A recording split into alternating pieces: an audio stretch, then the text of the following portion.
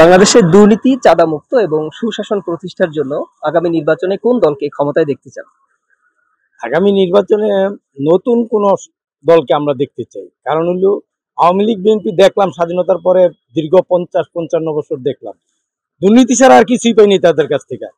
আমরা এখন চাইতেছি আল্লাহর হুকুমতের উপর ইসলামী শাসনতন্ত্র এই দেশে প্রতিষ্ঠা লাভ করুক, যেহেতু আল্লাহর হুকুমত ওইটা।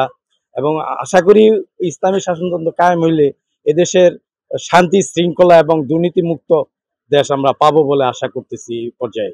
কারণ দেখতে দেখতে দুইটা দলকেই দেখলাম দুর্নীতি ছাড়া আর কিছু না, তারা দেশের সব লুটটা বাইটা বিদেশ নিয়ে পয়সা পয়সা খায় আর গল্প মারে, লম্বা লম্বা গল্প মারে। ওই গল্প আর শুনতে রাজি না।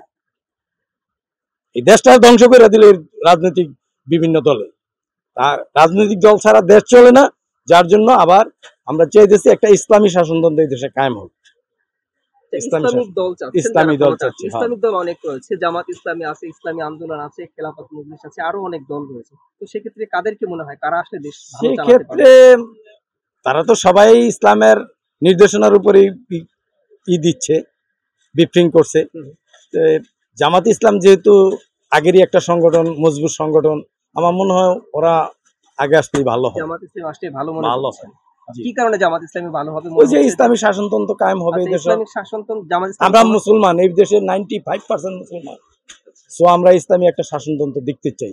জামাত ইসলামী আসলে দুর্নীতি করবে না বা চাঁদাবাজি করবে না এমনটা মনে হয়? এটা মনে হয়, কিন্তু আদৌ কতটুকু সঠিক হবে সেটা জানি না।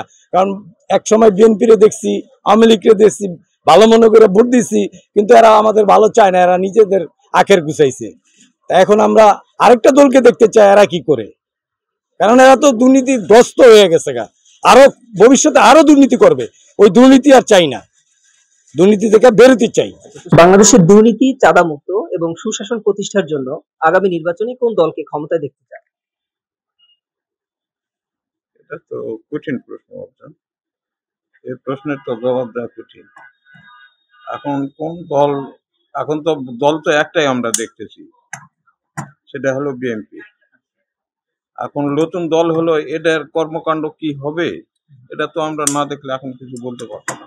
জামাত ইসলামী আছে, ইসলামী আরো অন্যান্য দল আছে, ইসলামী আন্দোলন আছে। ইসলামী দল এখন কি হবে? জামাতে ইসলাম তো আমরাও চাই যে জামাতই আসুক। জামাত না আসলে দুর্নীতি মুক্ত হবে না এ দেশ। জামাত ইসলাম আসলে দুর্নীতি মুক্ত হবে এটা মনে হচ্ছে? এটা মনে হয় আর কি। আমরা তো কোনোদিন তাদের ক্ষমতায় দেখিনি, তাদের কর্মকাণ্ড তো দেখা যায় ভালো। এখন ক্ষমতায় আসলে কেমন হবে এটা তো আমরা বলতে পারবো না, তাই না? যেহেতু হ্যাঁ, চাঁদাবাজি মুক্ত হলে তো ভালো, দুর্নীতি মুক্ত হলে। অফিস আদালত সব জায়গাতে এখন দুর্নীতি, দুর্নীতি শীর্ষে বাংলাদেশ, এটাই তো আমরা দেখতেছি এখন। বাংলাদেশের দুর্নীতি, চাঁদামুক্ত এবং সুশাসন প্রতিষ্ঠার জন্য আগামী নির্বাচনে কোন দলকে ক্ষমতায় দেখতে চান? এই বিষয়ে নো কমেন্টস। এই বিষয়ে নো কমেন্টস। আচ্ছা, বর্তমানে যে দলগুলো আছে কারো প্রতি মনে হয় না যে এরা আসলে দেশ ভালো চলবে? আমার কোনো কিছুই মনে হয় না। কেন? এমনি মানে কারো প্রতি আস্থা নাই এরকম কিছু নাকি? আমার কারোরই বিশ্বাস হয় না।